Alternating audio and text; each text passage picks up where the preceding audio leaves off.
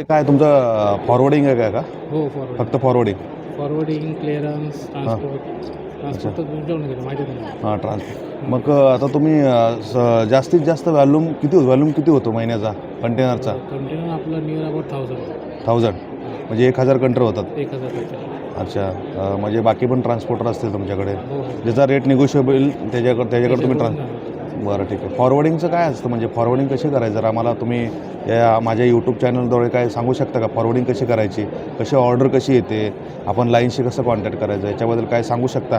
आता माझं जे यूट्यूब चॅनल मी बनवलं आहे, जे नवीन लॉजिस्टिकमध्ये येतात त्यांना काय नॉलेज नसतं, ग्राउंड लेवलचं काय नॉलेज नसतं. ते नवीन येतात, मग जास्त बर्डन होतं, मग ते काम सोडून जातात. कोणी काय म्हणजे लॉजिस्टिकमध्ये टिकत नाही, एकदम किचकट विषय असल्यामुळे कोण टिकत नाही. तर आपलं फॉरवर्डिंगचं मेन काय असतं म्हणजे थोडं सांगू शकता का तुम्ही? फॉरवर्डिंगमध्ये ॲक्च्युली महत्त्वाचं आहे ॲक्च्युली तुम्हाला नॉलेज असणं गरजेचं आहे.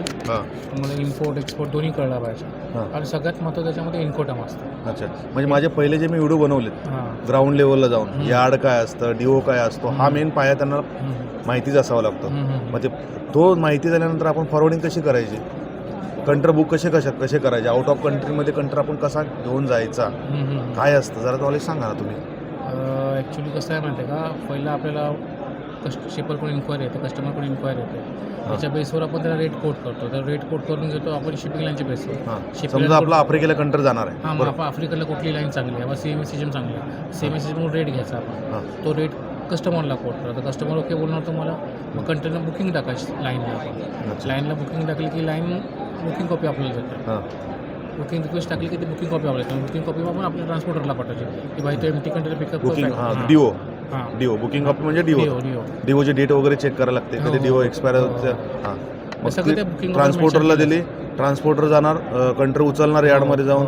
तर समजा यार्ड जाम असेल, आपण ऑफिसमध्ये असतो, मी तुम्हाला माझे व्हिडिओ बघताय, तुम्ही यार्ड किती जाम असतं, जामचा किती प्रॉब्लेम असतो. तर या जेन्युइन गोष्टीमध्ये त्यामध्ये काय करायचं नाही, तुम्ही तुमचा जो आता तुम्ही CMA बुकिंग घेतो, CMAला सांगायचं बाई मला ह्या यार्डमध्ये नको, मग जो तुमच्या ड्रायव्हरला माहिती की बाबा इकडे आहे.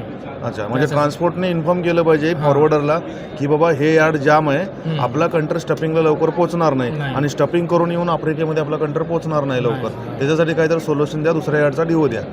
बरोबर. म्हणजे हे सोल्युशन. समजा आपण तिकडं कंट्री स्टफिंग केला, स्टफिंग करताना ट्रॅफिक लागलं, इकडं कधी आता ट्रॅफिकचे मी व्हिडिओ टाकतोच, कस्टम करायला क्लिअरन्स करायला प्रॉब्लेम येतो, कधी सर्व्हर डाऊन असतं, सिस्टम बंद असतात, JNPT पोर्टला जवळजवळ 10 तास लाईन लावायला लागते, पार्किंगमध्ये 5-6 तास क्लिअरन्स करायला वेळ जातो.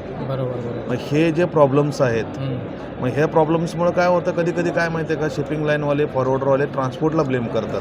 म्हणजे या गोष्टी माहीत नाही. आता हे माझं जे यूट्यूब चॅनल आहे त्याच्यामध्ये तुम्हाला सगळ्या ग्राउंड लेवलच्या माहितीमध्ये दिलेल्या आहेत मी. बघा यूट्यूब चॅनल लॉजिस्टिक्स JNPT म्हणून, त्याला तुम्ही सबस्क्राईब वगैरे करा, सगळे व्हिडिओ बघा तुम्ही.